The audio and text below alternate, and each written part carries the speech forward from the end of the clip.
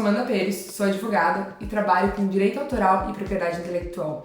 E hoje eu vou falar sobre esse assunto que é pouquíssimo divulgado por aí, mas que cada vez mais a gente vê crescendo a importância dele com a expansão das redes sociais.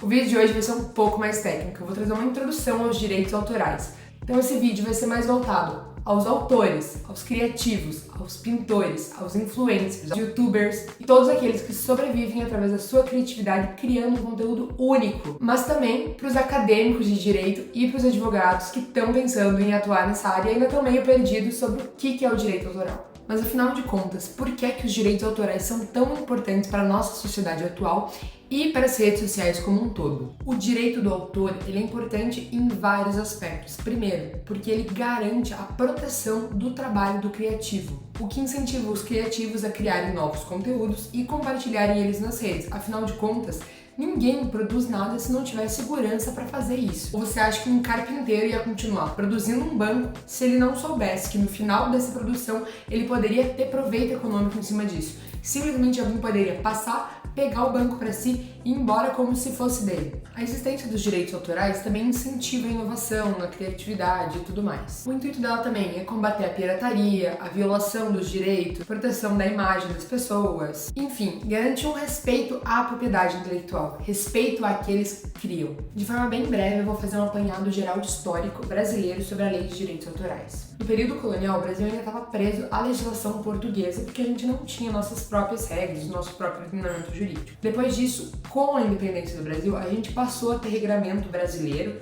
né, uma legislação brasileira, mas a gente ainda não tinha uma lei de direitos autorais que falasse especificamente sobre esse assunto. Então era aplicado de forma análoga outras legislações aos casos envolvendo direitos autorais. Só em 1847 que a gente foi ter uma lei de direitos autorais propriamente dita nossa aqui no Brasil. Ela era inspirada na lei francesa. Logo, ela reconhecia os direitos autorais por um período de 42 anos que poderia ser renovado por mais um período de 28 anos após a expiração desse primeiro prazo. Entretanto, para ser bem sincera, essa primeira legislação ela tinha várias lacunas. Por isso, em 1898 ela foi substituída por uma nova legislação que alterava e saía do modelo francês e a partir daí a proteção dos direitos autorais era válida por toda a vida do autor e mais 50 anos após o falecimento dele. Em 1973 a gente tem uma nova alteração da legislação, afinal de contas o Brasil não é para amadores e a gente adora renovar a legislação de tempos em tempos. E essa foi a primeira legislação brasileira que trouxe para o mundo brasileiro uma conversa com a Convenção de Berna, que é uma das legislações internacionais mais importantes dentro desse assunto de propriedade intelectual e direitos autorais. E aí, em 1998, a gente tem a promulgação da legislação que está vigente até hoje, né? A Lei de Direitos Autorais. Acontece que a legislação de 1998 não previa a expansão das redes sociais como a gente tem hoje em dia. Ela já trazia alguma disposição sobre os meios digitais, mas ela não entendia da criação, por exemplo, de um TikTok ou de um Instagram, de uma rede social, da viralização, do compartilhamento e dessa junção de artistas, né, criadores digitais e tantas outras conexões artísticas que a gente vê hoje em dia. O que quer dizer que talvez esteja na hora de a gente pensar em ter uma nova legislação ou alguma coisa que fale sobre os meios digitais e o direito autoral. A gente tem de legislação em outros países um pouco mais atualizada com esse contexto digital, é, por exemplo, nos Estados Unidos, a DMCA, que é a Lei de Direitos Autorais do Novo Milênio Digital. E a gente também tem a Diretiva de Direitos Autorais da União Europeia. Essas legislações nesses dois países já englobam de forma mais completa e mais atualizada esse contexto de rede social e direito autoral. Mas afinal de contas, como é que os direitos autorais realmente funcionam no Brasil? Os direitos autorais eles não dependem de um registro, ou seja, você não precisa necessariamente registrar ele, por exemplo, na Biblioteca Nacional ou em algum outro lugar para que eles sejam de fato seus. Acontece que ideias não materializadas não são passíveis de proteção no Brasil. Ou seja, o direito do autor nasce a partir do momento que ele fixa a criação dele em algum meio, seja escrevendo isso num caderno, publicando isso num vídeo do Instagram, do YouTube, de qualquer outra rede social, gravando isso numa câmera com data, enfim, em qualquer meio tangível que a gente possa realmente ter uma data dessa criação, uma fixação. E é por isso que em muitos casos os projetos, as criações, elas são registradas na Biblioteca Nacional, porque a partir dessa data a gente realmente tem uma data de nascimento, né? Quase como se fosse uma certidão de nascimento de uma pessoa, mas isso serve para as obras autorais. Além da Biblioteca Nacional, hoje em dia a gente tem diversas outras plataformas digitais que criam esse certificado de anterioridade, que é isso que realmente faz comprovar a existência e a criação de uma obra autoral. Então, desde a criação lá em 1998 dessa última legislação de direitos autorais que é vigente até hoje, os direitos autorais no Brasil são válidos durante a vida inteira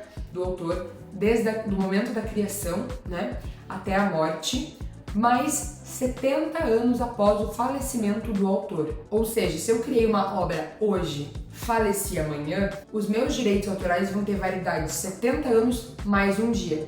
Agora, se eu criei uma obra quando eu tinha 1 ano e faleci com 100 anos, eu vou ter 99 anos de validade mais 70 anos após a minha morte. Além disso, a gente tem no Brasil o Instituto do Uso Justo, que é a citação de qualquer obra artística em outra obra, desde que tenha esse caráter de estudo ou de crítica. Ou seja, você pode pegar um pedaço de um vídeo, né, de uma criação, ou citar algum texto em uma obra nova sua, desde que seja com esse caráter de estudo ou de crítica sobre a obra original. Mas a obra original deve ser citada. E numa perspectiva geral, se você não quer ter dor de cabeça, o ideal é que você tenha autorização para a utilização dessa obra.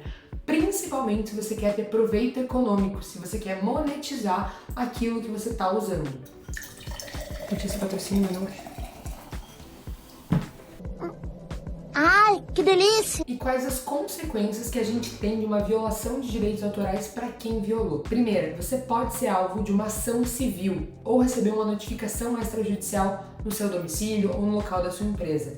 E com isso, você pode ser condenado ao pagamento de danos morais e danos materiais pela violação causada. Além disso, no caso de uma violação em redes sociais, você pode ter a remoção do conteúdo e até o bloqueio da sua conta no YouTube, Instagram, Facebook ou qualquer coisa do tipo. Além disso, nos casos de pirataria, por exemplo, todo o lucro obtido com a violação de direitos autorais, ela é convertida de volta para o autor da obra. Ou seja, se você, por exemplo, criou um filme e um terceiro estava pirateando esse filme e comercializando, todo o lucro que ele obteve com isso vai ter que ser pago de volta para você, além de ele perder todo esse material contrafeito, todos os objetos ali de pirataria. E se não bastasse tudo isso, a gente ainda tem alguns casos em que pode haver uma penalização criminal pela violação dos direitos autorais. Ou seja, vocês podem ver que a violação de direitos autorais, em muitos casos, ela acaba saindo muito cara para quem viola. Lembrando que esse daqui é um vídeo de introdução aos direitos autorais e eu não vou me aprofundar em nenhum dos temas especificamente e tratar com muita profundidade sobre nada aqui. Para finalizar, eu vou deixar aqui algumas dicas para você, criador de conteúdo, criativo e afins,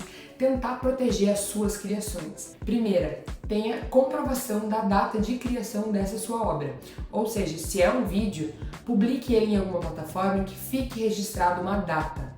Se for alguma outra obra por escrito, faça o registro do certificado de anterioridade em uma plataforma digital ou até mesmo na Biblioteca Nacional. O custo é bem reduzido e vale a pena para você. Segundo, plágio, cópia e utilização indevida de direitos autorais não é aplauso para ninguém e não paga conta hoje em dia. As pessoas precisam entender que o trabalho artístico e autoral ele deve ser reconhecido e remunerado financeiramente de maneira adequada, porque ele é um trabalho assim como qualquer outro. Caso alguma obra sua seja violada, procure um advogado de confiança e vá atrás dos seus direitos.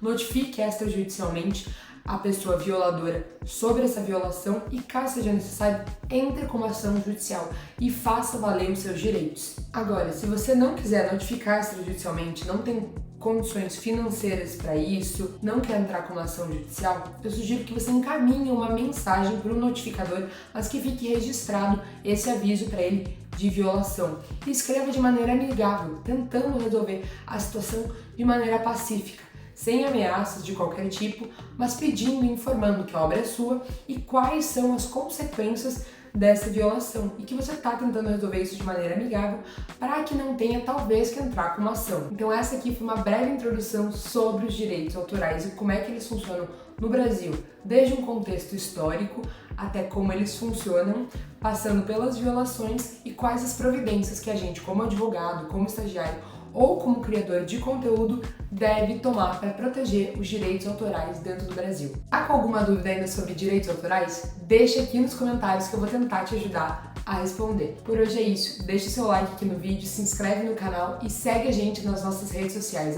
@pitacojurídico, @Pérez Cavalcante e @Amanda Pérez. Um ótimo dia, tchau! Cresceu?